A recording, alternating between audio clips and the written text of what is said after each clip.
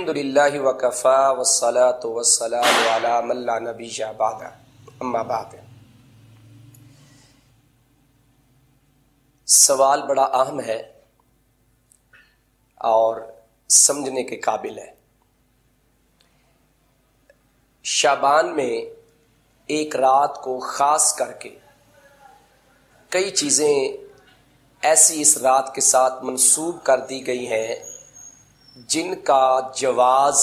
جن کا ثبوت قرآن اور سنت سے نہیں ملتا۔ انہی چیزوں میں سے اور انہی خرافات میں سے اور انہی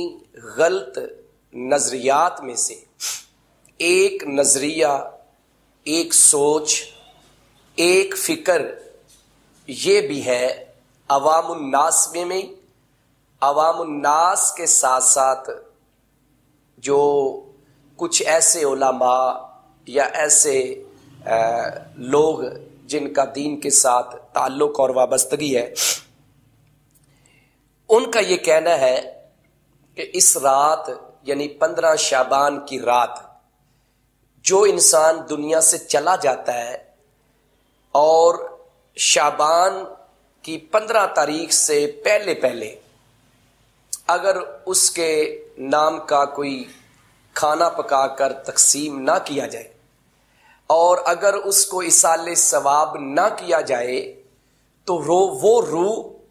رستے میں اٹک جاتی ہے، اور جب تک ہم اس کے لیے ایصال ثواب نہیں کرتے، کوئی کھانا پکا کر اس پہ کچھ پڑھ کے ہم تقسیم نہیں کر دیتے، تو وہ روح جو ہے وہ درمیان میں اٹکی رہتی ہے، وہ اللہ کے نیک صالح بندوں میں شامل نہیں ہوتی۔ لہذا ایک تو یہ چیز ہے کہ اس روح کو دوسری روحوں میں شامل کروانے کے لیے یہ ہمارے کچھ بھائی اس کے مرنے والے کے نام پہ کچھ کھانا پکا کے تقسیم کرتے ہیں۔ دوسرا یہ ہے کہ اس رات کو روحیں جو ہیں وہ زمین پہ آتی ہیں اور جن جن کی فوت ہوتی ہے ان کے گھروں میں تشریف لے کے آتی ہیں،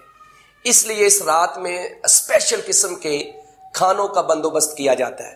اچھے قسم کے کھانے تیار کیے جاتے ہیں، پکائے جاتے ہیں کہ وہ روحیں لوٹ کے آتی ہیں اور ان کو کھانا ملتا ہے۔ تو پہلی بات تو یہ ہے کہ جس بندے کی روح دنیا سے پرواز کر چکی ہے اس کا تعلق، اس کا کنیکشن دنیا سے کٹ آف ہو چکا ہے، وہ بالکل ڈسکنیکٹ ہو گیا ہے، اب اس کا دنیا کے ساتھ کوئی تعلق نہیں ہے، دنیا میں اس نے جتنا رہنا تھا وہ رہ لیا۔ لہذا کسی روح کا دوبارہ پلٹ کر آنا یہ بالکل خلاف شرع بات ہے اور خلاف عقل بھی بات ہے کہ یہ ممکن نہیں ہے کہ جو روح چلی گئی ہے وہ واپس آ جائے۔ پہلی بات تو یہ کہ جو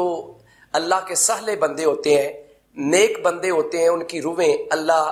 نیک بندوں میں شامل کر دیتے ہیں، بلکہ جنت میں اللہ ان کو داخل کر دیتے ہیں،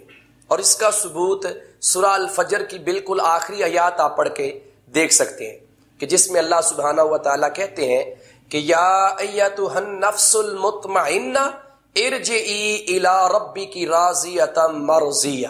فادخلی فی عبادی وادخلی جنتی، کہ جب نیک صالح انسان کی روح قبض کرنے کے لیے فرشتے ملائکہ آتے ہیں تو اسے بڑے اطمینان کی تسلیاں اور اس کو یہ گارنٹی دیتے ہیں کہ آپ نے پریشان نہیں ہونا، آپ پہ اللہ بھی راضی ہے اور آپ اللہ پہ راضی ہو جائیں، اور پھر اس کے لیے اعلان ہے کہ تو اللہ کے جو نیک صالح بندے پہلے دنیا سے جا چکے ہیں، جن کی روحیں قبض ہو چکی ہیں، ان میں داخل ہو جا اور جنت میں داخل ہو جا۔ لہٰذا جو مسلمان ہے، جو مومن ہے، جس کا صحیح عقیدہ ہے